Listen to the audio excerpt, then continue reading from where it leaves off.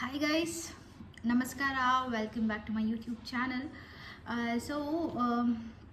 ನೀವು ನೋಡಿರ್ಬೋದು, ಲೈಕ್ ಇವಾಗ ಸಮ್ಮರು ತುಂಬಾ ಅಂದರೆ ತುಂಬಾ ಸೆಕೆ ಇದೆ. ಆಮೇಲೆ ಬಾಡಿ ತುಂಬ ಡಿಹೈಡ್ರೇಟ್ ಆಗ್ತಿರುತ್ತೆ ಥ್ರೂ ಸ್ವೆಟ್, ಅಥವಾ ಏನಂತಂದರೆ ವಾಕ್ ಮಾಡ್ತಿರ್ತೀವಿ ಅಥವಾ ಏನೋ ಕೆಲಸ ಮಾಡ್ತಿರ್ತೀವಿ, ಸ್ವೆಟ್ ಆಗ್ತಾನೆ ಇರುತ್ತೆ often. So to avoid dehydration, like tender coconut ವಾಟರ್ಗೆ ಸ್ವಲ್ಪ ಚಿಯಾ ಸೀಡ್ಸು ಮತ್ತು ಲೆಮನ್ ಹಾಕ್ಕೊಂಡು ನೀವು ಕುಡಿದ್ರೆ ತುಂಬ ಹೈಡ್ರೇಟಿಂಗ್ ಫೀಲ್ ಆಗುತ್ತೆ. ಆಮೇಲೆ ನನಗೆ ಏನಾಗ್ಬಿಟ್ಟಿತ್ತು ಸ್ವಲ್ಪ ದಿವಸದಿಂದ ಅಂದರೆ ತುಂಬ ಹೀಟಾಗಿ ಬಾಡಿಲಿ ಪಿಂಪಲ್ಸ್ ಸ್ಟಾರ್ಟ್ ಆಗಿಬಿಟ್ಟಿತ್ತು. ಸೊ ಟು ರೆಗ್ಯುಲೇಟ್ ಸ್ವಲ್ಪ ಬಾಡಿನ ತಂಪು ಮಾಡ್ಕೊತಾ ಇದ್ದೀನಿ.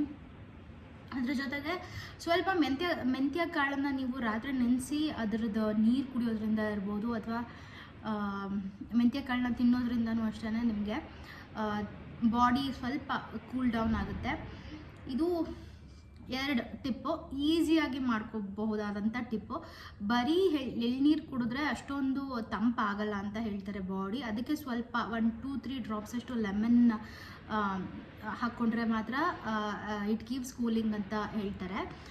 ಸೊ ಹಾಗಾಗಿ ನಾನು ಸ್ವಲ್ಪ ಟೆಂಡರ್ ಕೊಕೊನಟ್ಗೆ ಲೆಮನ್ ಸಿರಪ್ನ ಹಾಕ್ಕೊಂಡು ನಾನು ಕುಡಿತೀನಿ.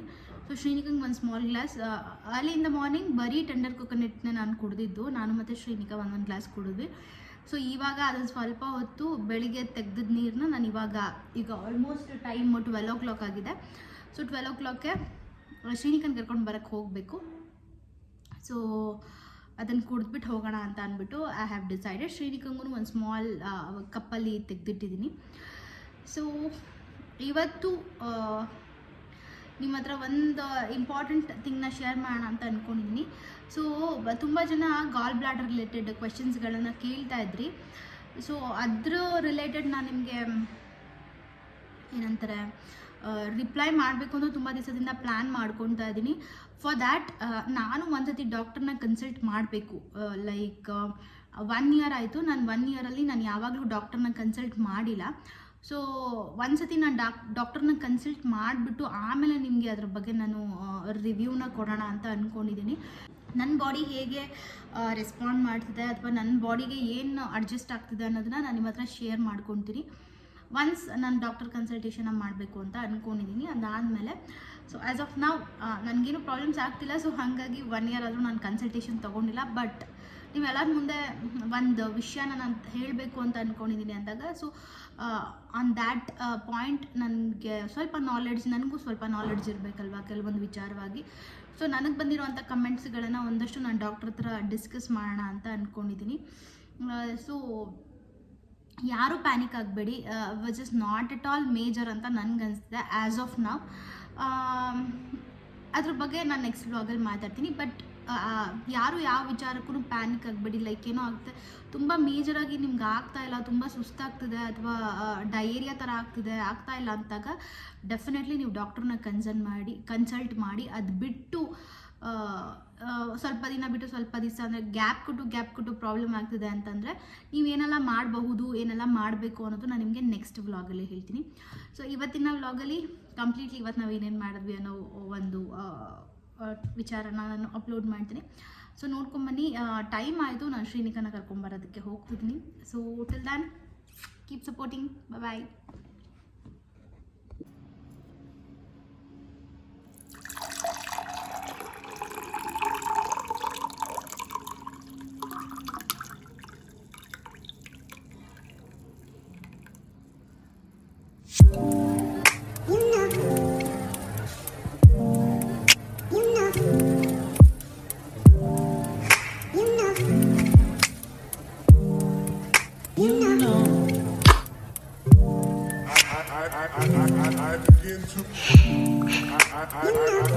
I begin to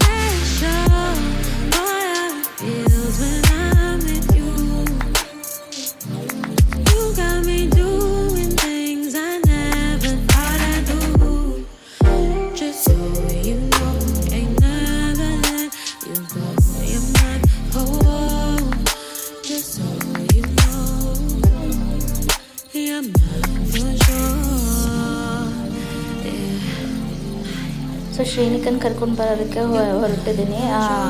ತುಂಬ ದಿವಸ ಆದಮೇಲೆ ನನಗೆ ತುಂಬ ಇಷ್ಟ ಆಗಿರುವಂಥ ಚಪ್ಪಲಿ ಬ್ರೇಕಿಂಗ್ ಸ್ಟಾಕ್ ಫೈನಲಿ ನಾನು ತೊಗೊಳ್ಳೇಬೇಕು ಅಂತ ಅನ್ನಿಸ್ತು. ಸೊ ಹಾಗಾಗಿ ತೊಗೊಂಡಿದ್ದೆ ನಾನು. ಸ್ವಲ್ಪ ಅನ್ಕಂಫರ್ಟಬಲ್ ಅನಿಸುತ್ತೆ ನಡೆಯೋದಕ್ಕೆ. ಮೋಸ್ಟ್ಲಿ ಸ್ವಲ್ಪ ಪ್ರಾಕ್ಟೀಸ್ ಆದಮೇಲೆ ಸರಿ ಹೋಗ್ಬೋದೇನೋ ವಾಕ್ ಮಾಡೋದಕ್ಕೆ. ಸೊ ಇಷ್ಟ ಆದರೆ ತೊಗೊಳ್ಳಿ, ಬಟ್ ತುಂಬ ಮಳೆಯಲ್ಲಿ ಅಥವಾ ನೀರಲ್ಲೆಲ್ಲ ಅದನ್ನು ಯೂಸ್ ಮಾಡಿದ್ರೆ ಬೇಗನೆ ಹಾಳಾಗುತ್ತೆ ಅನ್ನೋ ಒಂದು ಲಾಸ್ಟ್ ಟೈಮ್ ವ್ಲಾಗಲ್ಲೂ ನಾನು ಅದನ್ನು ಅಪ್ಲೋಡ್ ಮಾಡಿದ್ದೆ. ಸೊ ಅದಾದಮೇಲೆ ಶ್ರೀನಿಕನ್ ಕರ್ಕೊಂಡು ಬಂದು ಊಟ ಮಾಡಿ ಅವಳನ್ನು ಮಲಗಿಸ್ದೆ. ಅದಾದಮೇಲೆ ಮಲಗಿದ್ಲಲ್ವ, ಆ ಗ್ಯಾಪೇ ನನಗೆ ಸ್ವಲ್ಪ ಸಿಗೋದು. ಬೆಳಿಗ್ಗೆ ಎಲ್ಲ ಕೆಲಸ ಅದು ಇದು ಆಗೋಗುತ್ತೆ. ಸೊ ಮಧ್ಯಾಹ್ನ ಅವಳನ್ನು ಮಲಗಿಸಿದ್ಮೇಲೆ ನಾನು ಬುಕ್ ಓದ್ತಾ ಕೂತ್ಕೊಂಡಿದ್ದೆ. ಏನಪ್ಪ ಅಂತಂದರೆ, ಮಕ್ಕಳು ಯಾವತ್ತೂ ನಮ್ಮನ್ನು ನೋಡೇ ಕಲ್ತ್ಕೋತಾರೆ ಅನ್ನೋದಕ್ಕೆ ಇದು ಒಂದು ಲೈವ್ ಎಕ್ಸಾಂಪಲ್.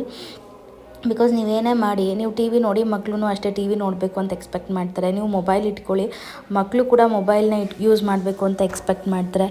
ನೀವು ಆಫನ್ ಹೊರಗಡೆ ಹೋಗ್ತಾಯಿರಿ, ಮಕ್ಕಳು ಕೂಡ ಅಷ್ಟೇ ಆಫನ್ ಹೊರಗಡೆ ಸುತ್ತಬೇಕು ಅಂತಲೇ ಎಕ್ಸ್ಪೆಕ್ಟ್ ಮಾಡ್ತಿರ್ತಾರೆ. So one small change in front of your kids, like book ಓದೋದಾಗಿರ್ಬೋದು ಅಥವಾ ಏನಾದರೂ ಡ್ರಾಯಿಂಗ್ ಮಾಡೋದಾಗಿರ್ಬೋದು, ಈ ಥರದನ್ನು ಒಂದಷ್ಟು ಆ್ಯಕ್ಟಿವಿಟೀಸ್ಗಳನ್ನ ನೀವು ನಿಮ್ಮ ಮಕ್ಕಳಿಗೆ ಇಂಟ್ರಡ್ಯೂಸ್ ಮಾಡಿಸಿದ್ರೆ so they will started loving it and ತುಂಬಾ ಹೆಲ್ಪ್ ಆಗುತ್ತೆ ಅವ್ರಿಗೂ.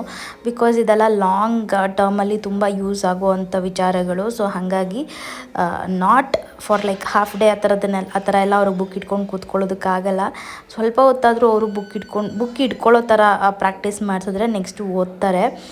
ಸೊ ಮನೇಲಿ ನೀವು ಏನು ಪ್ರಾಕ್ಟೀಸ್ ಮಾಡಿಸ್ತೀರೋ ಅದೇ ಇಂಪಾರ್ಟೆಂಟ್. ಮಕ್ಕಳು ಮೇಜರಾಗಿ ಮನೇಲಿ ತಾಯಂದಿರು ಏನು ಮಾಡ್ತಾರೋ ಅದನ್ನು ನೋಡಿ ಕಲ್ತ್ಕೊಳ್ಳೋದು ಜಾಸ್ತಿ ಇರುತ್ತೆ. ಸೊ ಹಾಗಾಗಿ ನಾವು ಯಾವ ಥರ ಕೆಲಸನ ಮಾಡ್ತಿದ್ದೀವಿ, ನಮ್ಮನ್ನು ನೋಡಿ ಮಕ್ಕಳು ಯಾವ ಥರ ಇನ್ಫ್ಲುಯೆನ್ಸ್ ಆಗ್ತಿದ್ದಾರೆ ಅನ್ನೋದು ತುಂಬ ಇಂಪಾರ್ಟೆಂಟ್ ಆಗುತ್ತೆ. ಸೊ ಇದು ಶ್ರೀನಿಕನ ಒಂದು ಫಂಕ್ಷನ್ ಇತ್ತು. ಸೊ ನಿಯರ್ ಬೈ ಟೆಂಪಲಲ್ಲಿ ಅವಳು ಶ್ಲೋಕ ಕ್ಲಾಸ್ಗೆ ಹೋಗ್ತಿದ್ದಾಳಲ್ವ. ಸೊ ಆ ಮ್ಯಾಮು ಮಕ್ಕಳನ್ನೆಲ್ಲ ಕರ್ಕೊಂಡು ಲೈಕ್ ಒಂದು ಪ್ರೋಗ್ರಾಮ್ನ ಅಟೆಂಡ್ ಮಾಡಿಸಿದ್ರು. Broccoli. This is green broccoli. This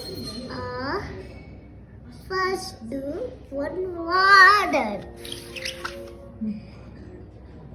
and dip it and cut it. Put it.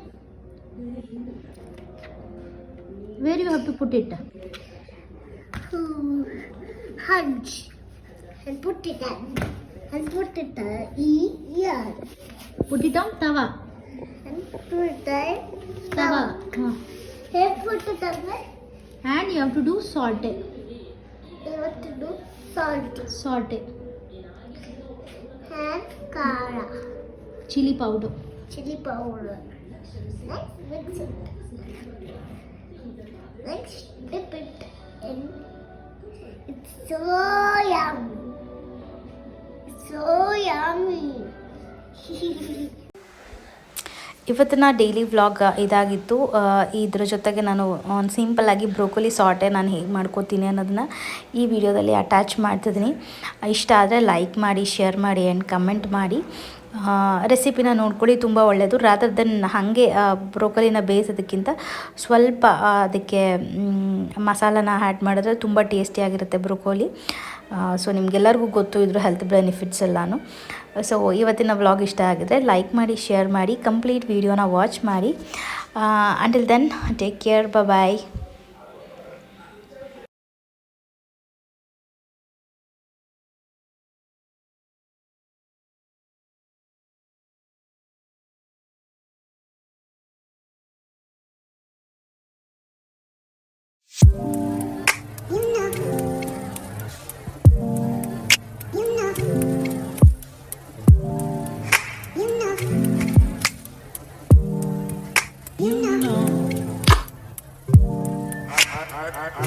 I begin to. I begin to.